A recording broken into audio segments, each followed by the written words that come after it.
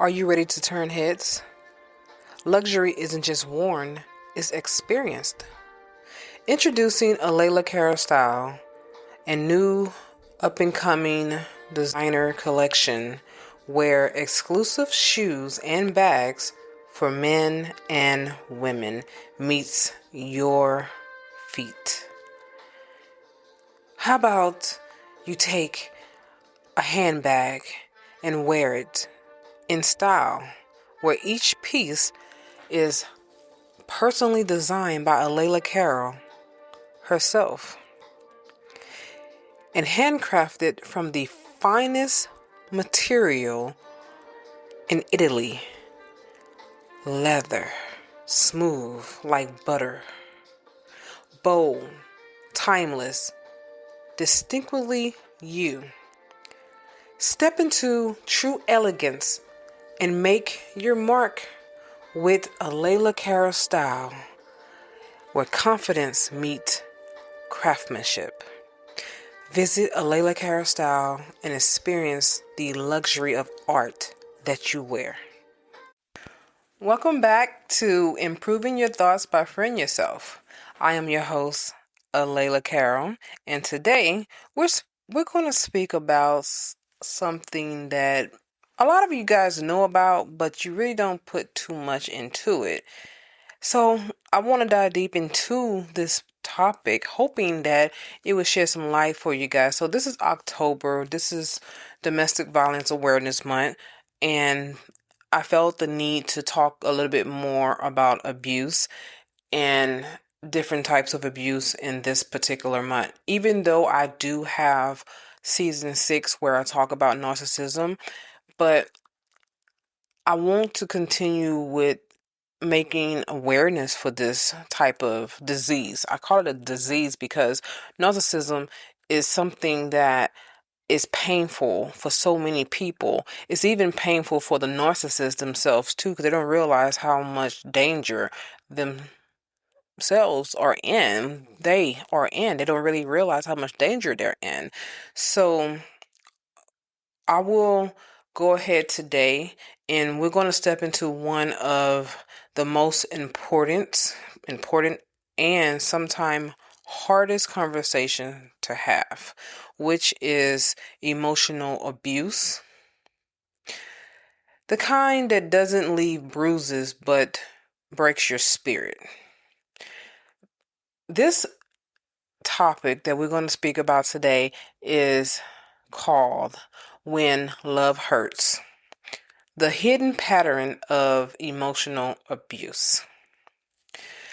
You know, when love becomes a cycle of confusion, guilt, and exhaustion, but you can't quite understand or explain why you are feeling so drained, that is emotional abuse. The inside of you is hurting.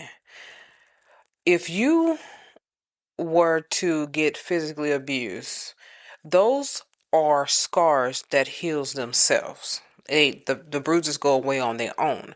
But with emotional abuse, the bruises do not go away on their own. You have to get help for those type of abuse. Those, I would call them emotional bruises. You have to get help for that. If that's where you are, I want you to know you're not crazy. You're not weak. You're just waking up. That's what's going on with you. Our body has a signal and a mechanism inside of us that helps us to understand when something isn't right with us. Whether it is pain, you feel the symptoms. If it's you being sick, you feel the symptoms. You're happy, you feel the symptoms. Those type of things. And I have a quote for you that I love by Morgan Harper Nichols.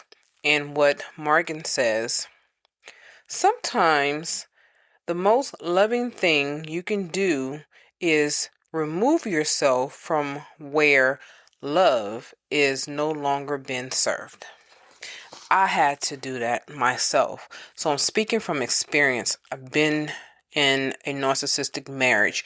And if you don't know and you just tuning into my podcast, if you go back to season 6, you will hear everything that I've been through. And then also the previous seasons, you will get the opportunity to hear other things that I've been through as well. So I want you to take the time out and just go through those podcasts, and you will have a full understanding on why this is one of my passions and why I am so straightforward about dealing with narcissism and anyone who's in that type of relationship.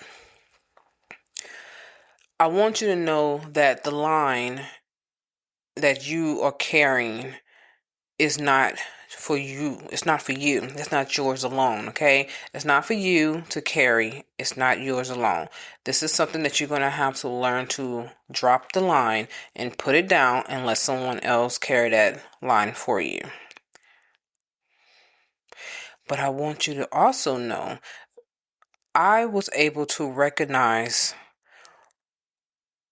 from my own personal previous experience before my narcissistic marriage that I was in a bad situation.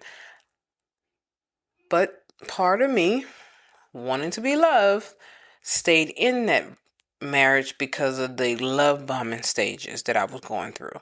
So this might be you. You might be going through this. And I want to definitely help you if I can. I really like helping people come to the realization of the truth. Now, hopefully you take what you learn and you use it for the better. Okay? So, when I was married, there was a time when I had to look at myself because everything on the outside looked perfect. You know, we were smiling, the social media posts and all that, and even future plans. But behind closed doors, I realized that I was being manipulated all the time. I was being gaslighted. And when I got tired of it, that was when the love bombing started so he can suck me right back into the situation all over again. It was just manipulation disguised as love. That's what it was. And over time, I got to a point where I felt that it was time to start making some small changes and some bigger commitment. And I committed to myself that if he ever put his hands on me, I'm leaving him. Because before the final episode, I was only getting the emotional abuse and also the financial abuse because he didn't want to work and I was paying for everything. And then I was getting even sexual abuse. Now, he didn't rape me and nothing like that, but when I say sexual abuse, I'm talking about times when we didn't have great sex because he also had erectile dysfunction, and instead of just leaving the situation alone, he was trying to force himself to get an erection while trying to put a soft inside of me. You know what I'm saying? And that part I felt was abusive because he knew he couldn't get an erection. So why try? Why keep trying? Especially when I wasn't turned on and he clearly could see in my face that I wasn't into it, and yet he continued to keep trying. Now, some of you guys might say that is rape, but we was married and I'm thinking like I want to give it to him. I want to get this situation back to where it used to be, but it just never was going to get back there because of his diabetes and high blood pressure and the medicine he was taking. And I felt like at some point he needed to come to a realization that it just wasn't going to work. But he never would come to that realization, and he kept trying to force it to the point where he started blaming me for not being able to get aroused, telling me that it was my fault, that I don't turn him on anymore. I was going through all that stuff to where I feel like, okay, this is sexual abuse. And it really was. So what I want to do is continue to let you know that you're not alone. I want you to feel that you can talk and reach out to for help, because there's help out here for you. That's pretty much a center in every single city and town that you can probably connect with to get the proper help that you need. You also have life coaches like me, and you also have counselors and therapists and even your own doctor. Talk to your doctor, because remember the HIPAA law. The doctor can't share that information with anybody, so talk to your doctor as well. We'll be back after a quick break. If you haven't already, check out my luxury shoe and bag collection, a Layla Cara style. Each piece is personally designed by me and handcrafted from genuine Italian leather. Whether you're dressing up or keeping it casual, these pieces were made to help you walk with confidence. Because real style starts from how you feel. Go to alaylacarolstyle.com and experience these bold, timeless, and completely all you. Check it out. You might find something you like. So, what I do want to continue to tell you is that you're not alone. And I'm going to say that a lot because I need you to get that through your mind. You're not alone. A commitment here, like this guilt trip that they give you there. This is the thing that goes on in narcissistic relationship. They commit, then they give you a guilt trip, then they take this away, and then they give it back to you. That's love bombing, and it's just going back and forth, back and forth, back and forth. That is draining. I'm draining of your energy. Then comes the silent treatment. Don't forget that part. Accompanied with bad energy, the twisted words that they twist in your words, gaslighting you, making you think that you're crazy. And what about this one? You're too sensitive in your conversation when you try to bring up your feelings to them. You're too sensitive. I remember one night I was crying quietly in my car. Was I quietly crying? I don't know, but I was crying in my car. And it wasn't because I was sad or anything like that. It was because I had realized what I was married to. I felt like I made the biggest mistake of my life. And I felt betrayed. I felt like I let myself down. And I remember talking to my sister. She's my best friend. I talked to her in the car, and I was trying to tell her without actually giving her details because I felt ashamed. And I was telling her how he didn't want to work and what I was feeling inside and that I wasn't happy. And it was almost like if I kept going in the conversation with her, I felt like she was going to say, I told you so, you shouldn't have married him, because she wasn't for the marriage. When I told her that we was getting married, she wasn't for it. She was actually against it, but she didn't say that she was against it. She just literally she kept saying over and over to me, are you sure? Are you sure you want to marry him? Are you sure? And I felt like I knew what she meant by, are you sure? But I still did it anyway. And the main reason why I got married, because I really wanted to be a wife. I wanted the wedding. I wanted the glitz and the glamour that went with getting married, the ring, the dress. And I wasn't living in reality. I was living in fantasy. And that was what got me in the first place. That's how I got trapped. So we got to learn to change the way we see and view marriage. Marriage is not about the wedding. It's about the actual marriage itself. If you get to a point in your life where you feel like desperate to be married, please stop and take a break and take a pause and analyze that feeling that you have. Why do you want to be married so badly? What is it about you that think that marriage is it? And yes, if you're married to the right person, trust me, believe me when I tell you this, it's beautiful. It is beautiful. I can finally say that because I'm married to the right man right now. Marcus is a damn good man, and I wouldn't give him up for anybody. But I realized I had to go through the 2 marriages that I had before him because I was desperate. I married out of desperation the first 2 times, especially that second time. That second marriage was, I should have known better because I knew better. I just wasn't doing better at the time. I wanted what I wanted, and I had to face the consequences for wanting what I wanted badly, so badly. So be careful with being desperate, okay? But what I also realized is that I had to stop believing that my feelings didn't matter because they really did. That was when it hit me. Emotional abuse doesn't start loud. It starts subtled, very mild. In the moment you begin to doubt yourself.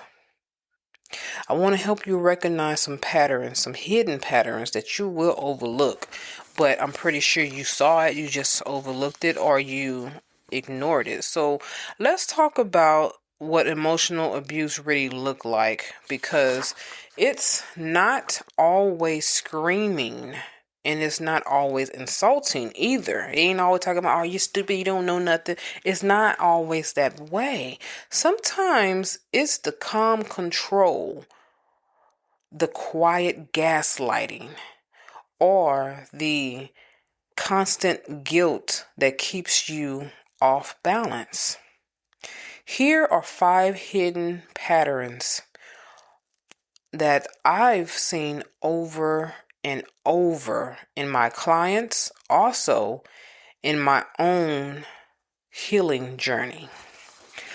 Gaslighting, number 1. Let's talk about that. Now, I have talked about these. Remember, I'm only going to give you a little bit of this. If you want the full in depths of all the things I'm talking about here in this episode, go to season 6. I'm telling you, season 6 will save your life. It will help you to really, truly know what I'm talking about. And also, I do have 2 books, Breaking the Spell. Both of them are called Breaking the Spell, but one of them is Breaking the Spell, the ultimate escape plan from narcissism entanglement. The other one is Breaking the Spell, the ultimate escape plan from narcissism relationships. Okay, Breaking the Spell from narcissism relationship, that particular one tells my life story. It's my autobiography, but it also tells you it describes what narcissism is to its fullest. It gives you all the information you need to know and understand and recognize what narcissism is, what a narcissistic person look like, how they act, what to expect from them, and how to break that situation. But when you go and you get the Breaking the Spell from Narcissistic Relationship, that one is a course. It's a 12-week course that I put you through to break the spell using the first book, and it helps you to go through step by step exactly how to get out of that relationship. Not only to get out of it, but to stay out of it. And when you stay out of it, you can recognize when it's about to happen again if another narcissistic person come into your life. And you will be able to recognize it right away.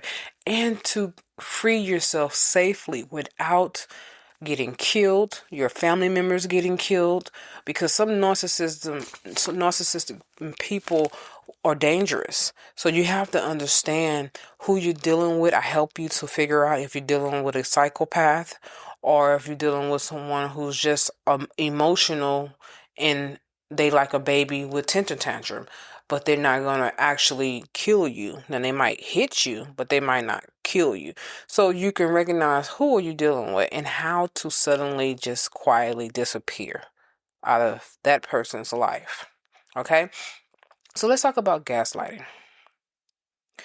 Gaslighting, what it is, it's disguised as love. what they do is they'll say things like, I never said that, when you know clearly that's what they said. Or they'll say things like, you're overreacting, when you have every right to react the way you are. Or they'll say something like, you're too emotional. Well, if it bothers you, then you should have emotions about it. Okay? Keep this in mind. You start questioning your memories when you start hearing them saying things like, I never said that. When you start questioning your memory, that's gaslighting. You shouldn't have to question, did he really say that? Or did she really say that? No, you know they said that. You know. You shouldn't also have to question your feelings because you are not overreacting. And then you also know the truth, okay? So until you're walking solid on solid grounds and you feel like you're walking on eggshells, then you're being gaslighted. That's what it is. You should never have to walk on eggshells to keep the peace. If you're doing that, you're being gaslighted. So let's talk about number 2, the silent treatment as punishment. So remember I said silence in the other episode, very first episode, I talked about being silent, emotional distance, and everything. I want you to know there's a difference in between using silence as punishment or using silence as keeping your peace. Now, when a person is using silence as punishment, this is when love turns into withdrawal. No affection, no words, just cold silence. No one's talking, they're not touching you, there's no words, no nothing, just cold silence. So remember when I told you that if they call, answer the phone. You're not ignoring them, so answer the phone. That's the first episode of distancing, emotional distancing. Answer the phone, right? So, and that's you're being silenced to keep your peace, but you're not ignoring them. You're answering the phone anyway, even though they call. But when they get to trying to disturb your peace, you get off the phone. You see what I'm saying? Because now their behavior is changing, making you say, okay, I got to get quiet on you. But this particular silence is the one that I'm going to make you feel like you don't deserve me, that I'm better than what you can never get. That's not right, because that's not true. So what they do is take away their affection from you. They have no words for you, and they just cold. That's not space, that's control. That's what that is. Healthy pattern. I want you to know something about the patterns that you will see. Healthy patterns are patterns that is consistent because I'm trying to get you to respect me, but I'm not trying to harm you in what I'm doing. Okay? So keep that in mind. A healthy partner communicates. That's what they do. If you're with your spouse, you communicate. So keep in mind, I know you're probably trying to figure out right now, is this about parenting or about other relationship? No, this is about romantic relationships. So if you're involved with someone romantically, this is what this episode is about. Romantic partner, your lover, okay? I should have cleared it up at the beginning, but I had to do that now because I realized that you're probably thinking, what is she talking about? So just keep in mind that we're talking about the person that you're romantic with, okay? So healthy partners communicate. Abuse is not going to be involved. You want to keep in mind that if you are feeling hurt behind pain, then this is not love. Now let's talk about number 3, guilt. I want you to know that this is another part of gaslighting. It's the guilty part, making you feel guilty. So number 3 is guilt as a leash. So you might hear something like, after everything I've done for you, or you owe me your loyalty.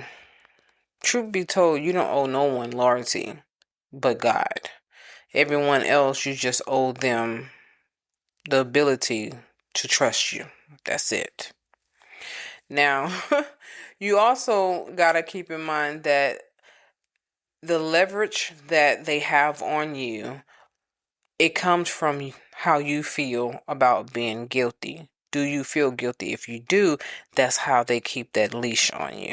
It's keeping you feeling guilty, because no one is going to actually be able to control you if you're not feeling guilty about something. So it's almost like blackmail. So be careful with that. Guilt should never be a price tag for your peace. So number 4 is charm and chaos. So what's the difference between charm and chaos? Well, let me explain to you what that is. Charm and chaos is when they're hurting you one day and then they're love bombing you the next. And if you don't know what love bombing is, I went through a whole episode of what love bombing is in season 6, but I'm going to tell you what love bombing is though. Love bombing is when they put you on this high pedestal and they praise you. They're always attentive to you. They are available for you. And basically they're like your knight in shining armor. They are your Prince Charming. That is what love bombing is. And they're always giving gifts, giving you something to remember them by, and they want to actually see you using that gift. So that is a telltale sign that this is love bombing. If they want to see you use that gift, it's one thing if they give you a gift and you're like, oh, this is beautiful, and you set it down and then you don't mess with it. They don't say anything about it. They don't have no feelings about it. That's fine. But the minute that you set it down, they're like, oh, what, you're not going to put it on? Okay, that is love bombing, because they're trying to control you with that gift. Okay, so the confusion keeps you addicted to the highs as well as tolerating the lows. So that's not chemistry, it is trauma bonding, and that's what they're doing. So that's how you get trauma bond started, is by love bombing chaos versus charm. That's what that is. So beware of that. So how about number 5? Isolation disguised as protection. They're saying things to you like, I just don't like how your friends treat you. Or, your family doesn't understand us. And little by little, your world shrinks until they are the only one left in it. Be very careful about that. You have to, because that is when a lot of, especially women, that is how they get you trapped. And that's how you end up being physically abused, because they are not quick to put their hands on you when you have a bunch of friends around you in your life that's in and out of your life, constantly coming, showing up around you and your family members, because they don't understand how deep the love goes for you with your friends and family. So they're not quick to put their hands on you, because they don't know if a family member might do something to them. But when you are not around your family enough, then they know, hey, I got her. I can do what I want with her. I can beat the hell out of her. And she'll just stay in the house for a few days and the bruises will go away. And her family won't even know that I beat the shit out of her. And she will be afraid to tell them, because I'm going to make sure she's afraid to tell them. So you got to be careful. The minute that you realize they're trying to isolate you from your friends, you need to let that person go. They're not good for you.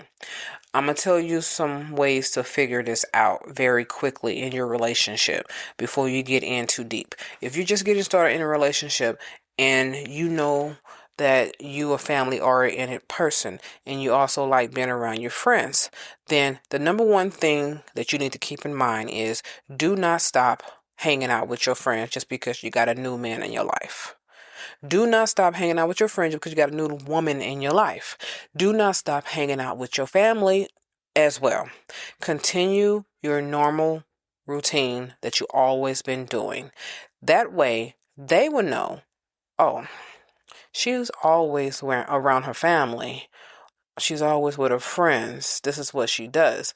And then they're going to try to figure out a way to break you up through the situation, any kind of situation that throws something at you, create a situation that ain't there. And they're going to try to figure out how they can get you to not talk to your family anymore. The minute that they start doing that, it's time to let them go. I don't care how fine they are, how good looking they are, how athletic they are, how much money they got. You better let them go fast. You need to let it be known, hey, I am a family oriented woman and I'm not going to let go of my family for you. So you need to understand that you're either going to join us and be a part of the family or you're going to go ahead and go your merry way because I'm not going to let my family go for you. If you cannot join us and be a part of the circle, then we are not a match. Because I'm telling you, please don't let my words haunt you later on. I am telling you that is a person who is dangerous and they are trying to isolate you so they can control you. All right. So if you're nodding your head or saying to yourself, yeah, I've been there before, or this is what I'm going through right now, then it is time for you to understand that your relationship may be over. It may be over already. Let's start our exit strategy, okay? Let's get that together. You are not the problem.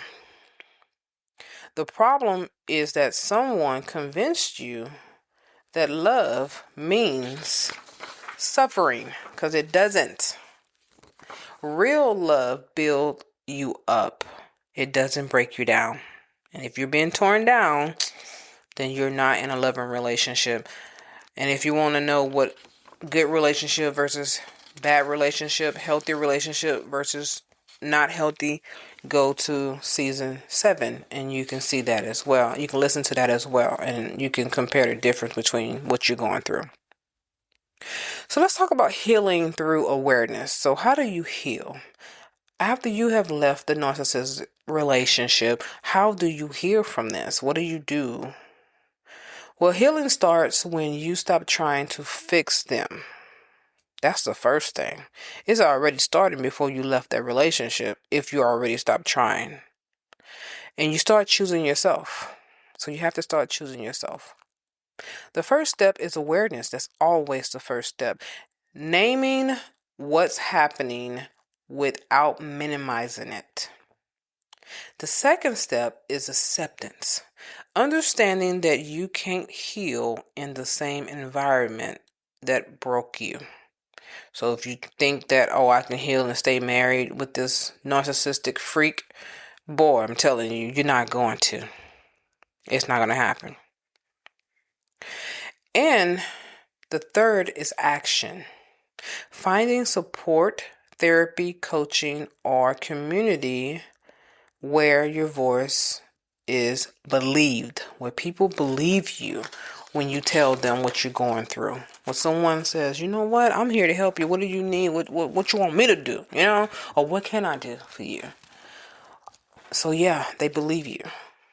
When I finally left my marriage, I was angry. I was hurt. I was confused. I felt like I didn't know what my next step was gonna be, what I was gonna do next. I just didn't know, but I knew I didn't want to be still in that marriage, not that way. And because of that, I felt free, but I also felt empty. And I was like, why do I feel like this? It took time to rebuild my trust for myself, for me to trust myself, because I knew I made bad choices. So when my husband Marcus came into my life to try to be in a relationship with me, because see, I had known him before I met my ex-husband, my deceased husband. I've known him way before that. It's just not on the level of romance. And when that part showed up in my life, I was scared. I was like, I don't know about this. I can't do this again. And plus, it's too soon. And of course, I talk more about that in other podcasts too. So I don't want to go straight and deep into that. But I just want you to know that's how I was feeling. But that was the emotional recovery inside of me. That's what it looked like. I had to go through those emotions in order to recover. So I'm telling you, don't rush your feelings. Live in it. Absorb it so you can know that you're human, you're still alive, and also so you can know that you're actually going through your breakthrough. You want to reclaim it, and you want to make sure that your life matters, and you know that it matters. So go through those emotions, okay? Just go through it. So let's pause for a moment right here, and I want to do some affirmations with you. I want to help you with reclaiming your life. You're going to take a deep breath, and you're going to breathe in your nose for 4 seconds. Then you're going to exhale through your mouth very slowly. You're going to repeat these affirmations after me. I have about 5 of them. So number 1, you're going to say to yourself, I deserve love that feels safe. And when you say these affirmations, mean it. Say it with some emotions. Like, I deserve love that feels safe. Okay? And then number 2, my voice matters. Say it with some attitude. My voice matters. Number 3, I release everyone who confuse pain with passion. Yes, you have to release them. So I release everyone who confuses pain with passion. Yeah, release them. I never forget my deceased husband, and I say deceased because he died. My deceased husband, I never forget how he was always so, like, acting like he was so passionate about me, but bringing me pain. And I kept looking in his face like, dude, this ain't love. Where is this coming from? Okay, so number 4, peace is my new standard. Remember, I told you the last one, peace was my new norm. Now you got to make it a standard. Peace is my new standard. Like, I'm not going for nothing if it doesn't bring me peace. You bringing chaos in my life, you got to keep it moving. So number 5, I am healing, I am learning, and I am free. So let's say that again. I am healing, I am learning, and I am free. Yes. While you're healing, you're going to be learning. That's why you need to read the books that I have and take the course. And you are free. You're free to do this. I also want you to know something. When you are taking the course, you're going to do it in secret. You don't need everyone knowing that you're taking this course. And it's a reason why I set it up this way. When you take the course, I do have a phase in there, a part in there when you will let someone know about you taking the course. But you cannot tell them, no one, I mean absolutely no one, about this course until you get to that part. Because everything has steps and there's a reason for every single thing, all right? So don't jump around, do it exactly the way it is designed for you. So let that sink in, let all that sink into your mind. And know that you're not surviving, you are becoming. So I know this is Breast Cancer Awareness Month. This is also Domestic Violence Awareness Month. Today is October the 20th, 2025. And one of the things that I like to say, I tell people, "Oh, I'm a survivor of domestic violence," and then they start getting all sympathetic and stuff like that. And I'm like, I'm not looking for sympathy from anybody. But what I want you to know is that it's not that I'm a survivor. I'm also becoming the person that I am and who I was meant to be, and that's an everyday journey. So now we're going to move on to the next segment in our podcast, and that segment is the questions and answers. Yes, I am starting to love this part, being able to answer questions and everything. So let's take a few listeners' questions that came in after my last episode that I had with family boundaries. Now, that situation there, when I had people ask me about some of the questions there, I told you I took some of the questions from my clients and everything. So after I dealt with that, I decided to draw and take some more questions from that situation and add to what I'm actually talking to you about right now in this episode, which is about emotional abuse. A lot of us like to talk about relationships, but we forget that our relationships start with our parents and with our siblings, and then it goes into our friends, and then don't forget our teachers, and then it goes into the romantic part. But the romantic part is the most strongest part because we are literally giving ourselves to that person. We're opening up our bodies to them, giving them our goods in a romantic, intimate way, which changes the dynamics of the situation. And that's why I'm talking about emotional abuse with romantic relationships instead of family relationships. So, question number 1 is, how do I know if I'm being emotionally abused or if we're just going through a rough patch? So,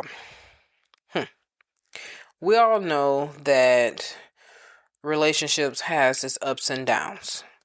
There's no perfect relationship, period. None. Not a perfect marriage, anything. But there is telltale signs when you have been emotionally abused. It's not hard to figure that out. And I want to tell you first off that that's a powerful question because a lot of people do forget the difference. But there is a difference, and I want to explain to you what the difference are so that way you can tell this is what you're going through or not, okay? So in a healthy relationship, conflict leads to resolution. So if you're not resolving anything, then you know good and well that is unhealthy, all right? You got to be able to resolve your conflict. Whatever you are arguing about, you're mad about, upset about, there got to be a resolution in the end. And it shouldn't last for days.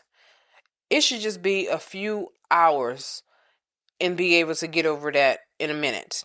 If you're going through it day after day after day, okay, that is not healthy. Because when you have to think on that situation day in and day out for several days, it's altering your brain and it's changing the way you think about life. And it's also creating a pattern for it to happen again and then again and again. So in emotional abuse relationships, conflict leads to more conflict as well as confusion and fear. So if you feel that way, now you know that it's unhealthy. All right? So I want you to take with you this. If your peace, confidence, or self-worth,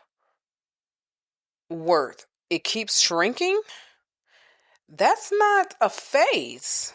That is control that is being disguised. Okay? I hope that helped you. I really do. So let's go to question number 2. Question number 2 says, I left my emotional abuse partner, but I feel like I still missed him. Why is that? Oh, okay. Well, first off, it's called trauma bonding. Yes, that's the trauma that bonds you together. And that's the way you're able to continue to keep going back to the person, because you are bonded through trauma with this person. Even though you don't like it, it's just a feeling of a dopamine that keeps coming to you. I want you to know that that is in love. What it is that your brain is addicted to the cycle of rewards as well as pain. Because when you're missing them, they coming at you with gifts. This is the love bombing. They coming at you with telling you, I'm not going to do that anymore. I'm sorry. I don't know what happened. I'm never like that. I know I told you I would never do it anymore, but I snapped. I'm sorry. You made me do it. Oh, no. That's not good. Because the minute that you go back to them, then you're going to find yourself back in the chaos all over again. Because what it is toxic chaos. And it's time for you to detox from that chaos. So when you are missing them, tell yourself, I am detoxing from the chaos. That's what's happening to me. The missing part is healing. That's what it is, because you're human. And if you're anything like me, an empath, you feel like you let them down. But baby, you did not let them down. You're lifting yourself up. So there's no reason to go back. Do not go back. I want to share a little story with you before I move to the last question. I remember when I was a little girl, I had an uncle, which he still is alive. He was he was married to my cousin's mother, and she was a little girl. She was about 4 years old, something like that. And her mother and my uncle used to get into fights. My uncle used to abuse her physically, put his hands on her. And one day she decided to leave him. And I remember her leaving him. And I remember telling the story once before, but these are the stories that keep coming to my mind when I start talking about this stuff. So I remember my uncle chasing her down the street, finding her where she was. I mean, he was really, really chasing after her. And she ended up hiding in someone's house that she knew. And someone told him that she was over there. So he went over there begging on his knees, begging to get her back, roses and all this stuff. And I'm not going to do it anymore. Made a whole show out of this stuff. People coming out of their houses looking, trying to say what's going on. And her name was Teresa. Teresa, please, please, please take me back, Teresa. I would never, ever, ever do it again. And all this stuff, crying and going on. And she come out the house and Moses, his name's Moses. Moses, I cannot let you keep doing me like this and all this stuff. And he was like, I promise I will never hit you again. I promise I will treat you like a queen. I promise, and all this stuff. And she ended up taking him back. When they got back to my grandmother's house, and I remember seeing him in the bedroom of my grandmother's bedroom. I was peeking through the door trying to see what was going on, being nosy because I was a nosy kid. And he had my grandmother's pistol. She had a 6-shooter, one of those revolvers. And he put one bullet in that gun and took the other ones out. And he spent it. And he played Russian roulette with her when he got her back home. And he said, if you ever leave me again, I'm going to kill you. And he spun the barrel, and then he clicked the gun and pointed at her head and clicked the gun. And I was afraid that I was going to witness a murder, but I was so curious to see what was going on that I kept watching. And she was crying, and she was like, Moses, I'm sorry. And she was just hysterical. And he was like, are you going to do that again? Are you ever going to do that again? And she's like, no, I promise I'll never do it again. And he spun the barrel again, put it to her head and clicked it again.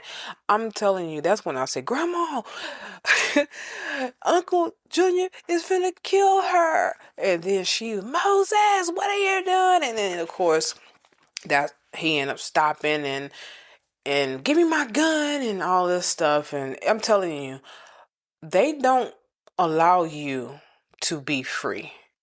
So you need to take time for yourself to realize that missing that person is saving your life. It's good to miss them than to go back to them. All right. So let's go to question number 3. So question number 3 is, how can I rebuild trust after being manipulated for so long? Ooh, yeah. That's when I do a lot of praying. I would tell you to pray. Ask for discernment. Ask the Holy Spirit to give you discernment.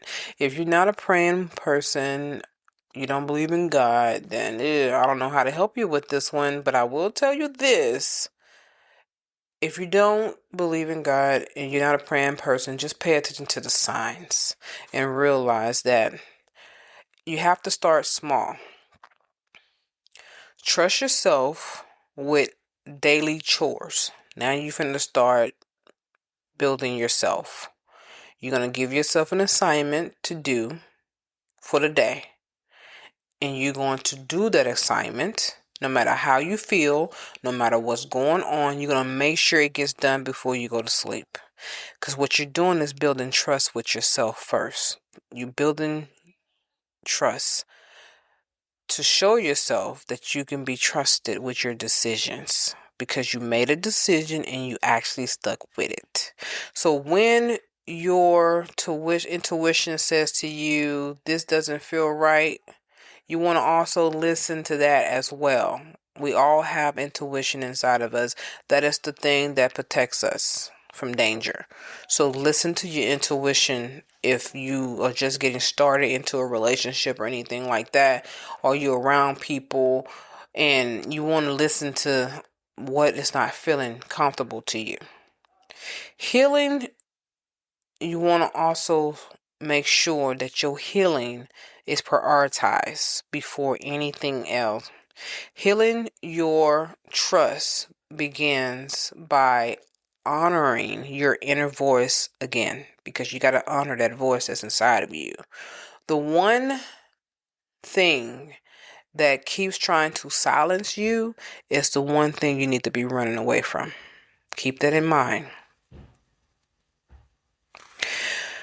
Okay, so I hope that helped you, and I want to go ahead and close this episode out.